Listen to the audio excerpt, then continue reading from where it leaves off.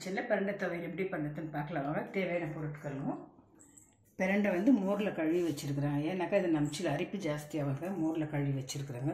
கல் உப்புங்க, வெங்காயம், புளி, பூண்டு, கடலைப்பருப்புங்க, பச்சை மிளகா, சீரகம், காஞ்ச மிளகா, தக்காளிங்க, எண்ணெய் வறுக்கிறதுக்கு. இவ்வளோ தாங்க எனக்கு தேவையான பொருட்கள். பருப்பு வச்சுக்கலாம். எண்ணெய் சூடாகிடுச்சுங்க. கடலைப்பருப்பு வதங்கிடுச்சுங்க. எல்லாம் போட்டு வச்சுக்கலாம்.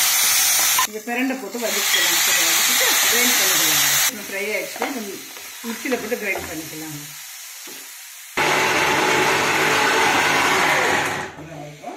பிரண்டை சட்னி ரொம்ப நல்லா இருக்கும். ராகி தோசை நீங்களே ட்ரை.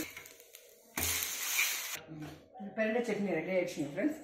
இது வந்து இந்த கோல்டுக்கு வந்து ரொம்ப நல்லா இருக்காங்க. இந்த வெதருக்கு நரம்புக்கெல்லாம் நல்லதுங்க. அதுக்கு இந்த ராகி தோசை இன்னும் டேஸ்ட்டாக இருக்குங்க.